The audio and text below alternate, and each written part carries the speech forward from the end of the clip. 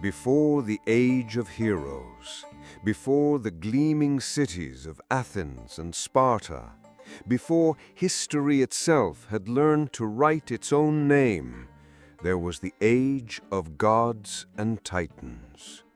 The world was a raw, new thing, smelling of wet clay and ozone, and the heavens were ruled by a council of beings whose passions were as vast and as violent as the storms they commanded. Upon the peak of Mount Olympus, Zeus, the king of the gods, sat on his throne, his authority absolute, his judgment swift.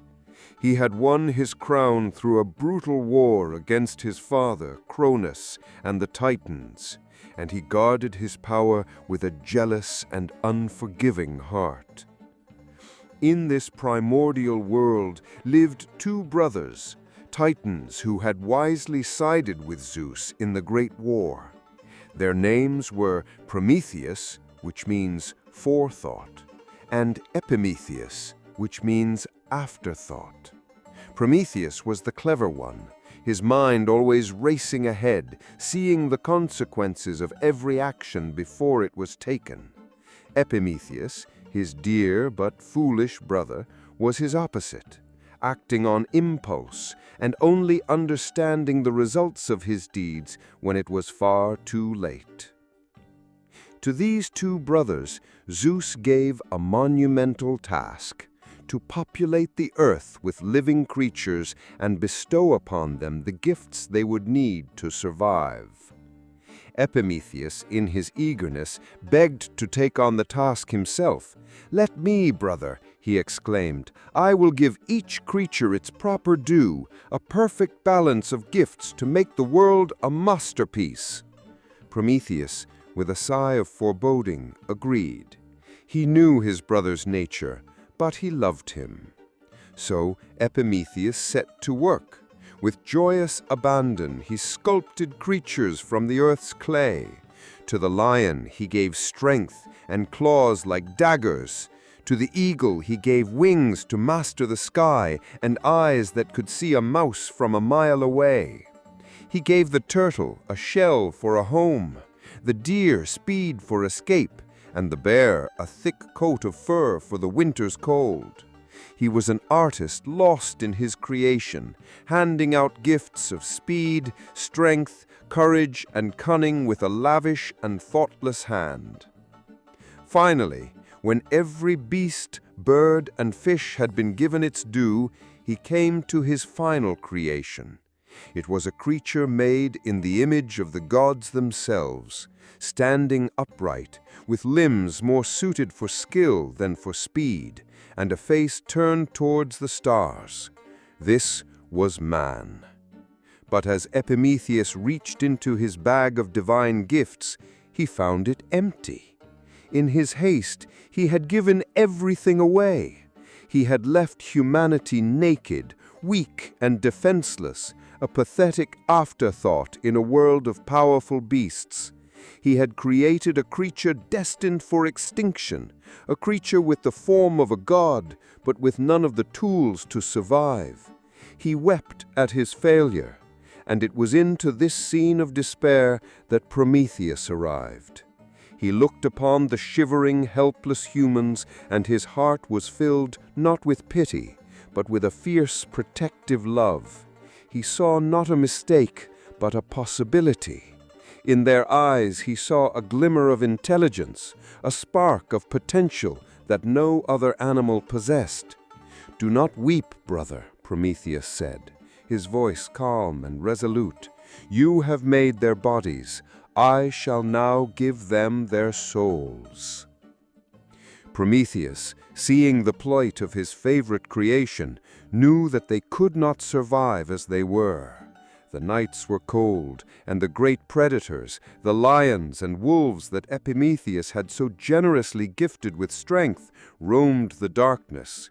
Humanity was a flickering candle in a hurricane, and Prometheus was determined that it would not be extinguished.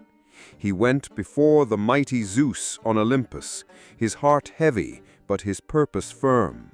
"Father Zeus," he began, his voice echoing in the great hall of the gods. "I ask a gift for the creatures of my own making. They are weak and have no defense against the cold or the beasts of the night. I ask for a spark of the sacred fire." Zeus looked down from his throne, his brow furrowed like a thundercloud. The fire was a possession of the gods, a symbol of their power and their separation from the mortal world. "Fire?" he boomed, his voice rattling the very stones of the mountain. "You ask me to give the power of the heavens to these ephemeral creatures of clay? They are meant to be simple, to worship us, to live and die in ignorance. To give them fire is to give them ambition. It is to give them a weapon. It is to make them like us. The request is denied." Prometheus argued, his clever words weaving patterns of logic and compassion. He spoke of their suffering, of their potential, of the glory they might bring to the gods if only they were given a chance. But Zeus was immovable. His decision was rooted in a cold, strategic fear.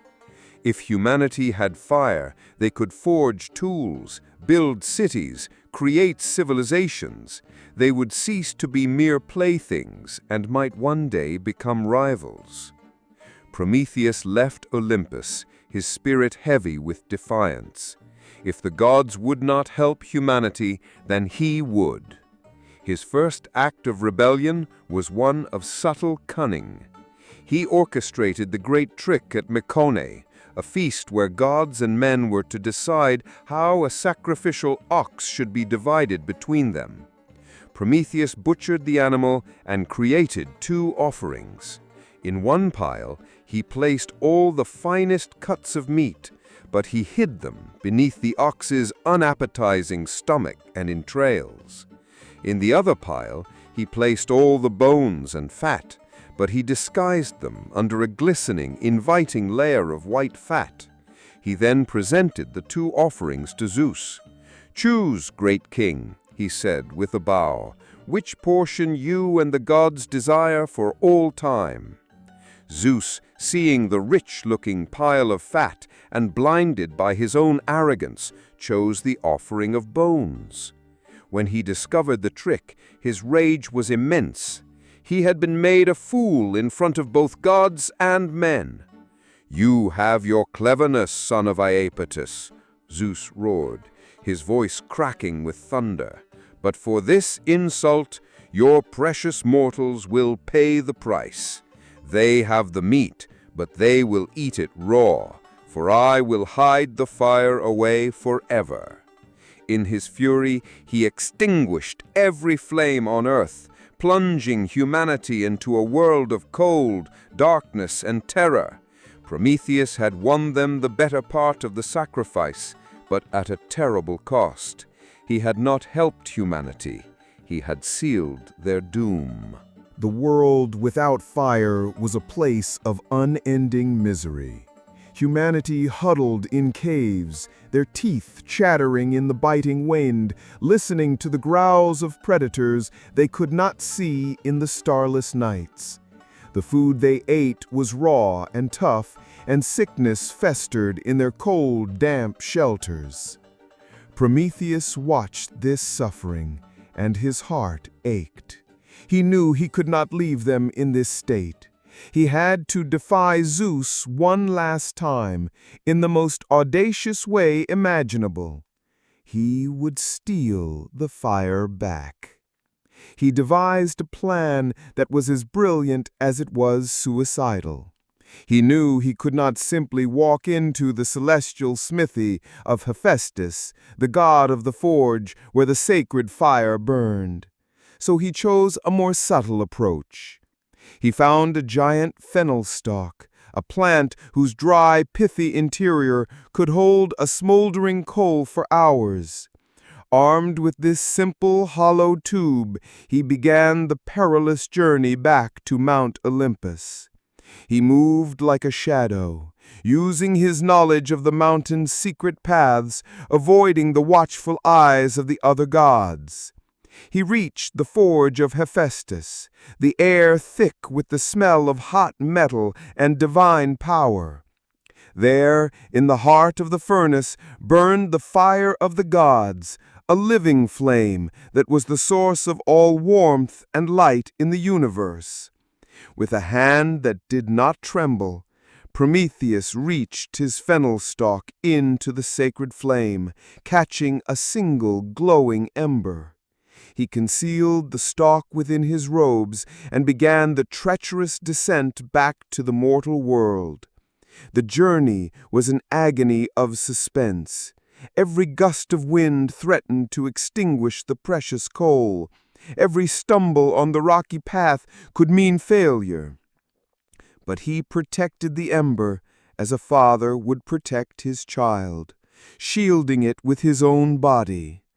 When he finally reached the world of men, they found them in a state of utter despair, huddled together for warmth that did not exist. He gathered them around him, and with a prayer on his lips, he blew gently on the ember within the fennel stalk.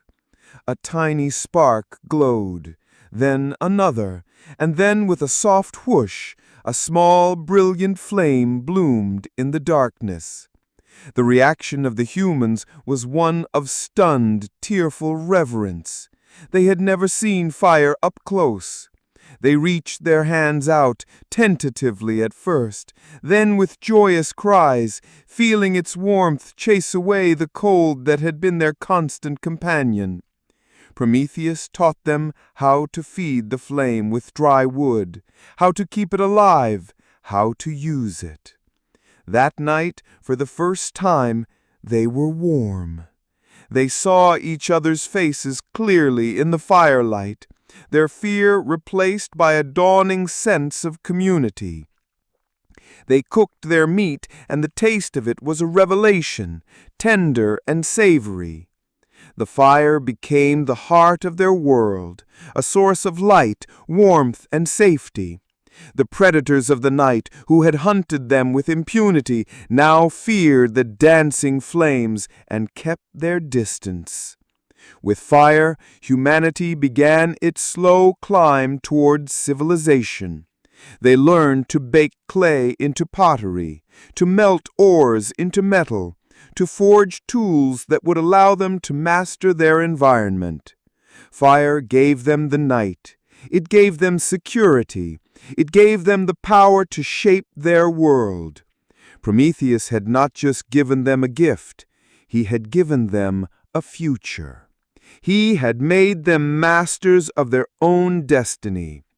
But on Mount Olympus, Zeus saw the pinpricks of light that now dotted the dark earth, and he knew he had been betrayed. His rage was no longer the hot, impulsive anger of a tricked god. It was a cold, calculating fury. Prometheus had defied him. Prometheus had elevated mortals. Both would be punished with a cruelty that would echo through all eternity. Zeus's revenge was not a simple, angry outburst. It was a meticulously crafted two-pronged assault, designed to punish not only the Titan who had defied him, but the mortals who had benefited from that defiance. First, he would punish mankind. "They loved the fire you gave them, Prometheus," Zeus mused to the other gods, a cruel smile playing on his lips. "Then I shall give them a new fire, a fire that will burn in their hearts and consume them from within. I will give them a gift so beautiful that they cannot resist it, a gift that will carry with it all the evils of the world." And so he ordered the creation of the first woman. He summoned Hephaestus, the master craftsman, and commanded him to sculpt a figure from clay with the beauty of an immortal goddess. Athena, the goddess of wisdom, breathed life into the form and clothed her in shimmering silver robes. Aphrodite, the goddess of love, bestowed upon her an irresistible charm and a deep, burning desire. Hermes, the messenger god, gave her the gift of a cunning, deceitful mind and a persuasive tongue. They named her Pandora, which means all-gifted, for she was the creation of all the gods. She was a masterpiece of divine artifice, beautiful, charming, and utterly deadly. Zeus then gave Pandora two things, a sealed jar, ornate and mysterious, and a single, stern warning. "You must never, ever open this jar," he commanded. "It is my wedding gift to you and your husband. Keep it safe and keep it sealed." He then sent her down to the mortal world, a perfect, beautiful bride, and presented her to the one man he knew would be foolish enough to accept her, Epimetheus, the brother of Prometheus, the titan of afterthought. Prometheus, from his place of hiding, had warned his brother. "Accept no gifts from Zeus," he had pleaded. "His anger is deep, and his heart is set on revenge. Any gift from him is a trap." But when Epimetheus saw Pandora, all thoughts of his brother's warning vanished.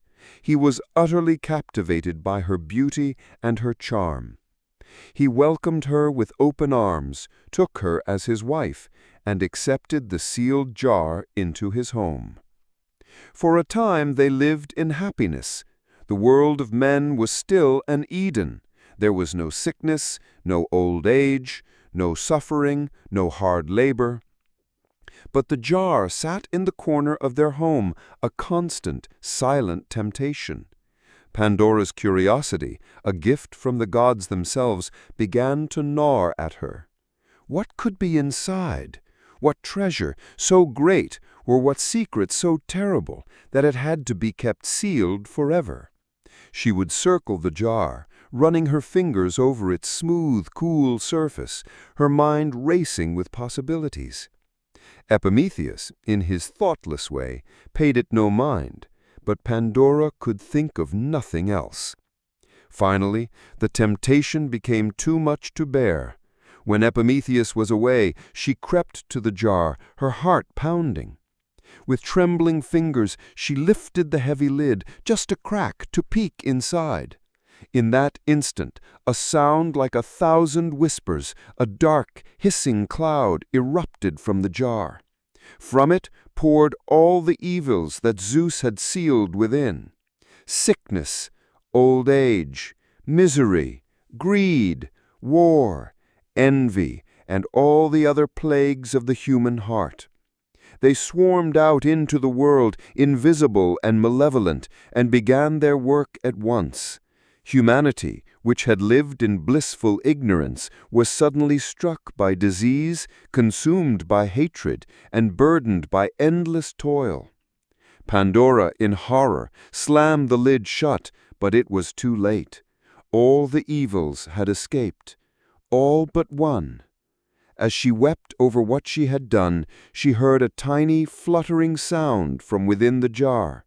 It was Elpis, the spirit of hope, the only good thing Zeus had trapped amongst the evils, perhaps as his final, most cruel joke.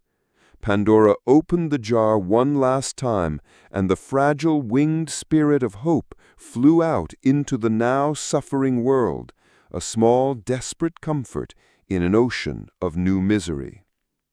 With humanity now properly afflicted, Zeus turned his attention to the one who had caused all this trouble. He sent his two most brutal servants, Kratos, strength, and Bia, force, to hunt down Prometheus. They found the Titan in a remote wilderness, and despite his strength, he was no match for the raw power of the gods. They dragged him in chains to the very edge of the world, to the wind-swept, barren peaks of the Caucasus Mountains. There, Hephaestus, the god of the forge, was waiting for them, his heart heavy with a terrible duty. "I'm sorry, my friend," he said with a genuine sorrow. "But it is the will of the Father. I must do this." Prometheus did not struggle. He faced his fate with a silent, unbroken pride. Hephaestus, with his own divine tools, forged the strongest chains ever made, chains of adamantine that no force, mortal or divine, could break. Kratos and Bia seized Prometheus and slammed him against the sheer rock face. With thunderous blows from his hammer, Hephaestus drove great spikes through Prometheus's wrists and ankles, pinning him to the mountain. Then he wrapped the chains around Prometheus's body, binding him so tightly that he could not move a single inch. He was crucified on the rock, exposed to the elements, a solitary figure in an endless wasteland of stone and sky. But Zeus's cruelty was not yet satisfied. Mere immobility was not enough. He wanted eternal, agonizing torment. He sent a monstrous eagle, a creature born of gods and monsters, with a wingspan as wide as a ship's sail and a beak as hard as diamond. Every single day, at dawn, this terrible bird would descend from the sky. It would land upon Prometheus's chest, tear open his flesh with its talons, and begin to eat his liver. Prometheus, immortal, could not die. He could only scream as the eagle devoured him, his agony echoing across the empty mountains. All day the eagle would feast. Then, at dusk, it would fly away, leaving Prometheus bleeding and broken. And then the second part of the torture would begin. Every night, under the cold gaze of the stars, Prometheus's body would heal. His flesh would knit back together, and his liver, the only organ in the body that can regenerate, would grow back completely, whole and new, ready for the eagle's return at the next dawn. This was his fate for all eternity, to be chained to a rock, to be devoured alive every day and to heal every night, only to face the same agony again and again and again. It was a cycle of torment so perfectly designed, so exquisitely cruel, that only a god could have conceived of it. For centuries Prometheus endured. He was visited by other gods and heroes who came to gaze upon his suffering. The Oceanids, gentle spirits of the sea, wept for him. The hero Heracles, on his own journeys, was humbled by the sight of the Titan's endurance. But Prometheus never broke. He never begged for mercy. His body was chained, but his spirit remained defiant. He knew the consequences of his actions. He had foreseen his punishment, and he had chosen to accept it for the sake of the weak, shivering creatures he had come to love.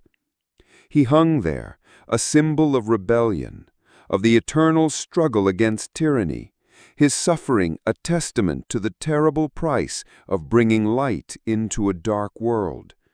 His gift of fire had sparked the flame of human civilization, but it had cost him an eternity of pain. And so, the world of men was born, a world of fire and hope, but also of toil, sickness, and sorrow. It was in this world, the world that Prometheus had made possible, that our second story begins. In the world of suffering and hope that Prometheus had created, humanity began to flourish. They built cities, they wrote laws, they created art. And in the verdant land of Thrace, a child was born who would embody the highest potential of the human spirit. His name was Orpheus, and he was the son of a king, but his true parentage was divine. His mother was Calliope, the most revered of the 9 muses, the goddesses of art and inspiration. From her, Orpheus inherited a gift that was more powerful than any sword, more valuable than any kingdom. He was a musician, of supernatural genius. When Orpheus played his lyre and sang, the world itself would stop to listen. The music he created was not mere entertainment. It was a force of nature. Wild beasts, the savage bears and lions, would forsake their prey and lie down at his feet, their ferocity tamed by the beauty of his melodies. The trees of the forest would bend their branches to hear him better, and the very rocks would soften and weep.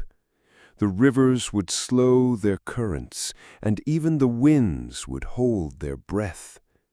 His music was the voice of creation itself, a perfect harmony that could charm beasts, men, and even the gods.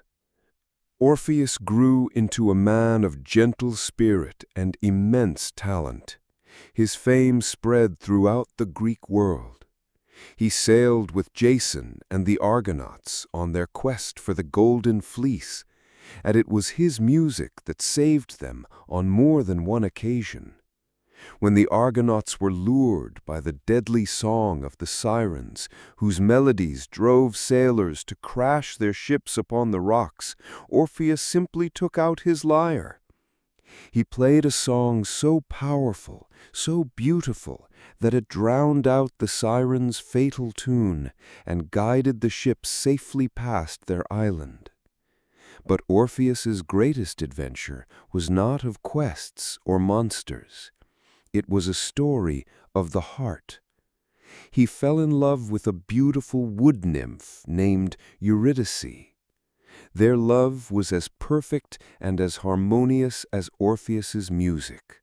They were two souls who had found their other half, and the world seemed to rejoice with them. When they were married, the forests of Thrace were filled with a music more beautiful than any had ever heard, a song of pure, unadulterated joy that Orpheus composed for his bride. They lived in a state of idyllic happiness, wandering the sun-dappled woods together, their days a seamless melody of love and contentment. But in the world of the Greek myths, perfect happiness is a fragile thing, a beautiful flower that often attracts the serpent. One day, Eurydice was walking through a meadow with her nymph companions. A lesser god, a satyr named Aristeus, saw her and was overcome with lust. He began to chase her through the high grass.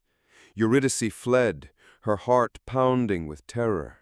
In her panic, she did not see the nest of vipers hidden in the grass.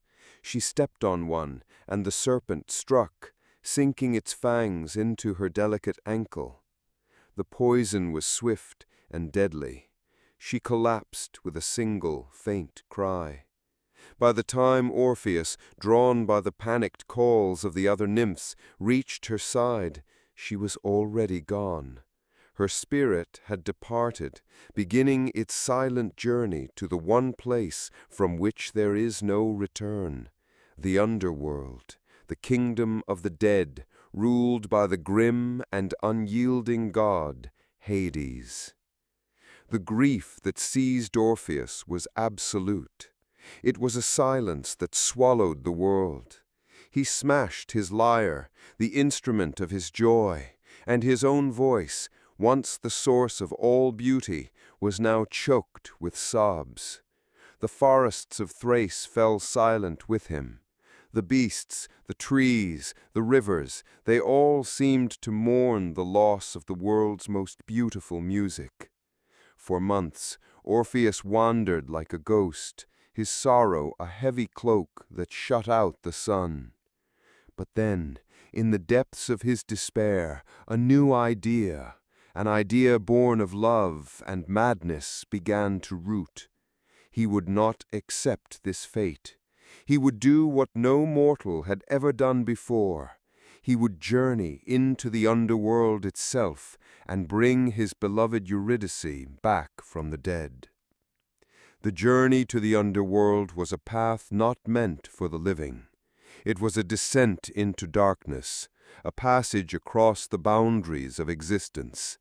But Orpheus, armed with nothing but his sorrow and his restored lyre, was undeterred.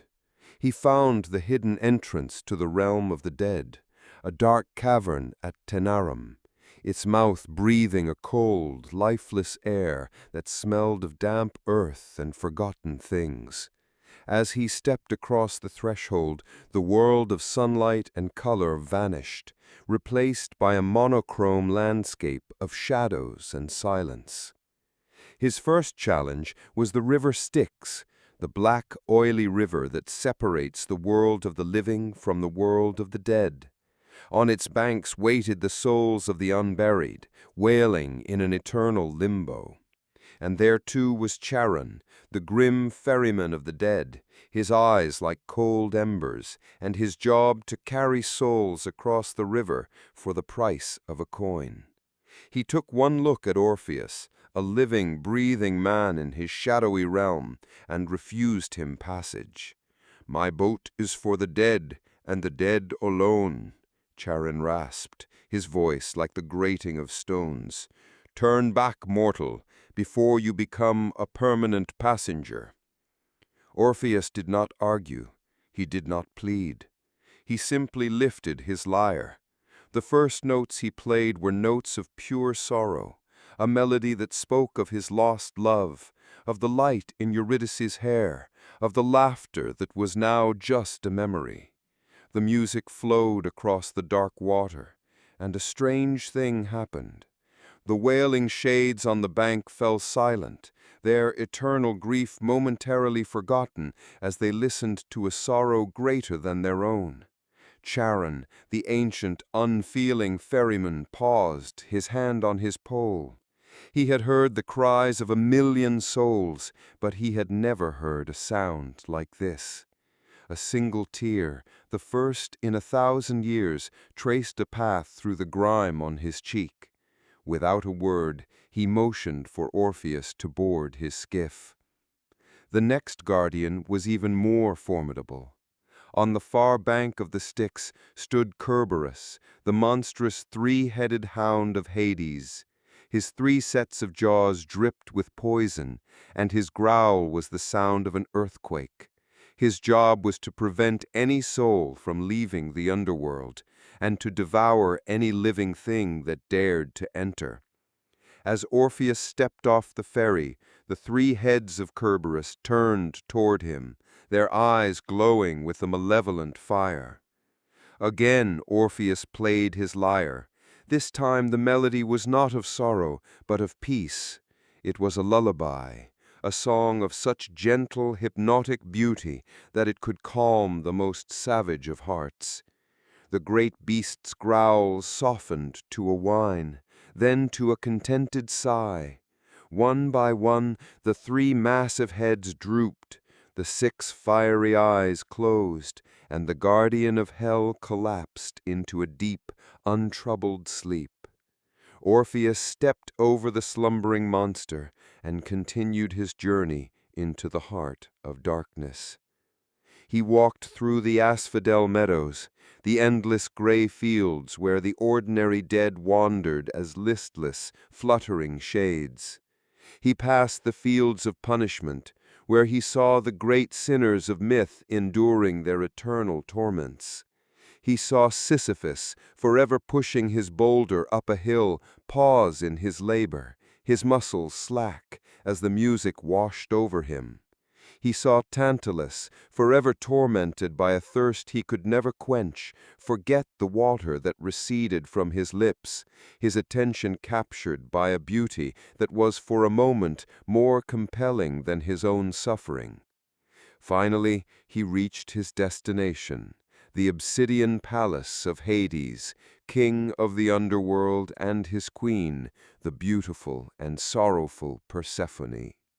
They sat upon thrones of black stone in a vast, silent hall, the most powerful and most feared of all the gods. Hades, whose heart was as cold as the graves he ruled, looked at the mortal who had dared to invade his kingdom, his face a mask of grim displeasure. But before he could utter a word of condemnation, Orpheus began to sing. Orpheus's song in the court of Hades was his masterpiece. It was a performance that contained all the love, all the joy, and all the unbearable pain of his life. He sang of his first meeting with Eurydice, of the light in her eyes, of the way the world seemed to come alive when she was near. He sang of their wedding, of their perfect sunlit happiness. And then, his voice trembling with a grief that was still raw, he sang of her death, of the serpent in the grass, of the cold silence that had descended upon his world. His music filled the silent, cavernous hall of the dead.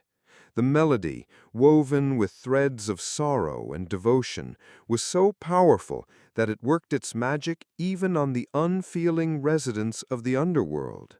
The Furies, the terrible goddesses of vengeance, whose hearts were made of stone, began to weep, their cheeks wet with black tears for the first time in their immortal existence. The wheel of Ixion, where another great sinner was bound for eternity, stopped its relentless turning. And Queen Persephone, who had been stolen from the world of light herself and forced to be the bride of Hades, felt her own ancient sorrow stirred up by Orpheus's song. She leaned towards her husband, her eyes pleading. Hades, the grim king, the god whom no prayer could move, felt something stir within his cold, dead heart. He was moved not by pity, for his realm was built on the finality of loss, but by the sheer, undeniable beauty of the mortal's love and his art. He saw in Orpheus's song a power that rivaled his own, the power of life to defy the silence of death. When the final, heartbreaking note of the lyre faded into the vast silence, Hades spoke, his voice the sound of shifting tombs. "Mortal, you have done what no other has ever done. You have brought beauty into my kingdom of shadows. You have moved the heart of my queen, and you have disturbed my own. I will grant you your request. You may take your wife, Eurydice, back to the world of light." A wave of disbelief and joyous hope surged through Orpheus. He had done it. He had faced the god of death and won. But Hades had not finished. "You may have her," he continued, his voice taking on a new, harder edge, "on one condition." He leaned forward on his throne, his eyes like pits of darkness. "She will follow you on the path back to the surface, but you must not, under any circumstances, look back at her until you have both passed out of my kingdom and into the full light of the sun. If you turn to look at her for even a second, she will be returned to me forever. Do you understand?" Orpheus, his mind reeling with his victory, readily agreed. The condition seemed simple enough, a small price to pay for the return of his entire world. "I understand, my lord," he said, bowing low. "I will not look back." Hades gave a curt nod, and a moment later a faint, silent shade appeared behind Orpheus. It was the spirit of Eurydice, veiled and insubstantial. Orpheus could feel her presence behind him, a faint coolness in the dead air, but he could not see her, could not hear her. His great trial had begun. The journey back was an agony of a different kind. The path was steep and treacherous, shrouded in a darkness that seemed to press in on him. He walked slowly, carefully, his lyre silent now, his every sense strained to detect the presence of the woman he loved, who was following him like a shadow. But there was nothing. The underworld is a realm of silence. There was no sound of footsteps behind him, no rustle of clothing, no whisper of breath. There was only the sound of his own heart hammering in his chest. As he walked, a terrible doubt, a seed of poison planted by Hades' cruel condition, began to grow in his mind. Was she really there? Had Hades tricked him? Was he walking alone, followed by nothing but a phantom of his own desperate hope? The silence was a form of torture, playing on his deepest fears. He longed with every fiber of his being to turn, to glance over his shoulder, to see for himself that she was real. But he remembered the warning, and he forced himself to keep his eyes fixed on the path ahead. The ascent from the underworld was the longest journey of Orpheus's life. Every step was a battle between his faith in Hades' promise and the gnawing human need for proof.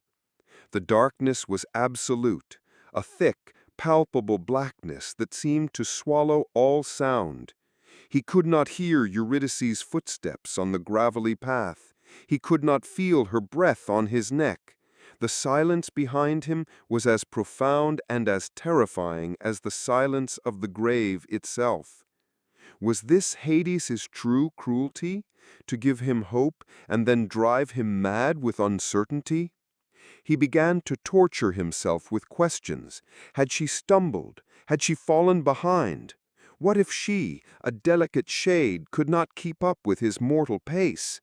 The urge to turn, to offer a hand, to whisper a word of encouragement was a physical torment. But he resisted. He trusted in his love. He trusted in her presence, and he kept walking, his eyes fixed on a faint pinprick of light that had appeared in the distance, the exit to the mortal world. The climb grew steeper, the path more rugged. He could feel the air begin to change, losing its subterranean chill, taking on the faint sweet scent of living things, of damp earth and growing plants. The light ahead grew brighter, resolving from a pinprick into a distinct opening. He was almost there. He could hear the sound of the wind in the trees, a sound he thought he might never hear again. His heart soared. They had done it. They had escaped. He stepped across the threshold, out of the darkness of the cave, and into the dazzling sunlight of the mortal world. The warmth on his skin, the colors of the forest, the sounds of birdsong, it was an overwhelming, joyous assault on his senses. He had made it. He was alive. He was home.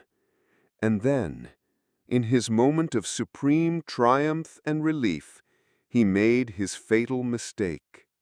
He had reached the light, but he had forgotten the second part of Hades' condition. They must both be in the full light of the sun. He turned, a joyous cry on his lips, eager to see his wife's beloved face for the first time since her death, and she was there. For a single, heartbreaking instant, he saw her, standing just inside the mouth of the cave, still shrouded in the shadows of the underworld.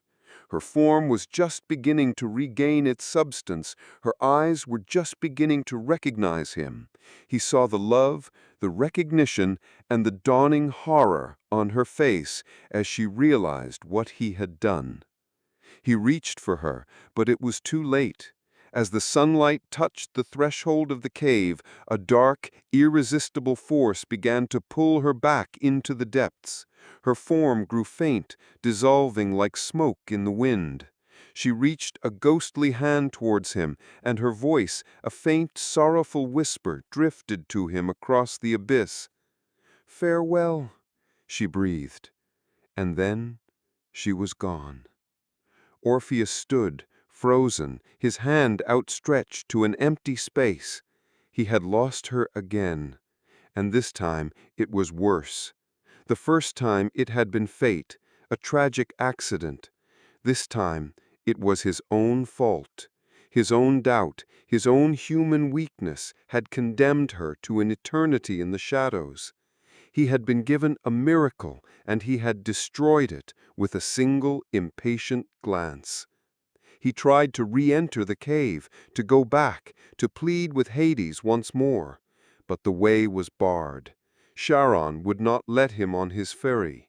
Cerberus, now awake, met him with a growl that promised a swift and final death. The gates of the underworld were closed to him forever.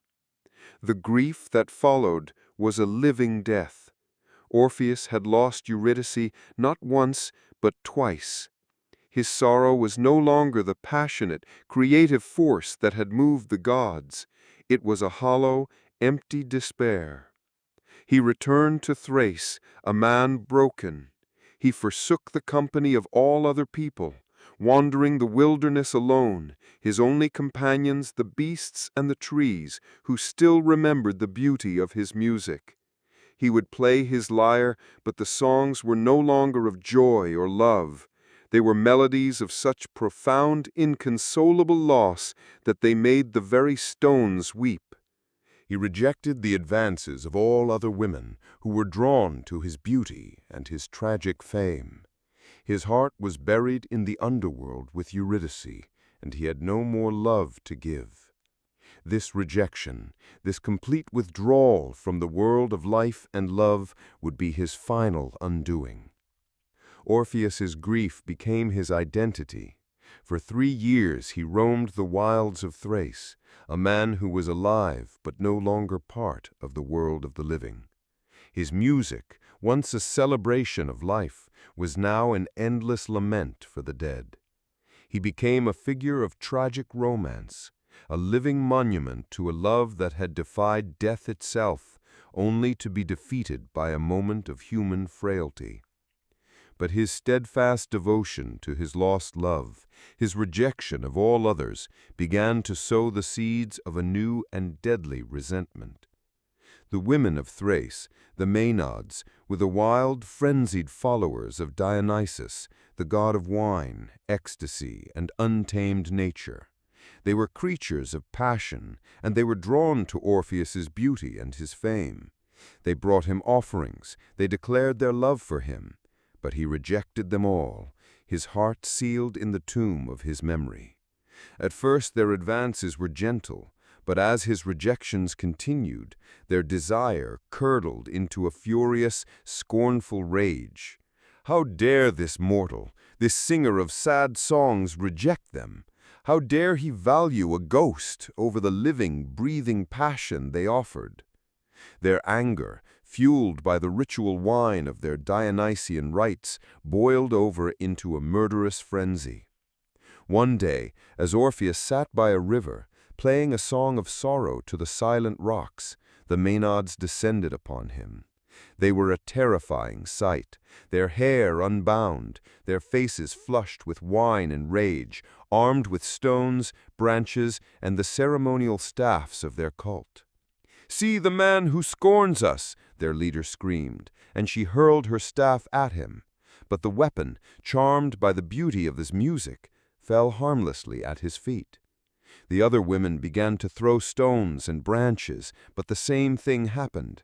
The projectiles would swerve in mid-air, refusing to strike the source of such beautiful sound. Orpheus's music, his divine gift, was his shield. But the Maenads, in their madness, found a way to overcome it. They raised their own voices in a cacophony of wild, discordant screams, blowing horns and banging drums, creating a noise so loud, so ugly, that it drowned out the delicate notes of Orpheus's lyre. Once his music was silenced, his protection was gone. The stones found their mark. The first struck his shoulder, drawing blood. The second hit his head, stunning him. He fell, and the horde of frenzied women was upon him. The attack was an act of pure, savage brutality. They tore him limb from limb with their bare hands, a ritualistic dismemberment, a sacrifice to the wild god they served. His final cry was not one of terror, but the name of his beloved wife, Eurydice. They scattered the pieces of his body across the fields and threw his head and his lyre into the Hebrus River. But even in death, Orpheus's magic did not desert him. As his head floated downstream towards the sea, its lips continued to move, singing a faint, ethereal song of love and loss. The lyre, floating beside it, played a gentle, ghostly accompaniment. The riverbanks themselves seemed to whisper his name in reply.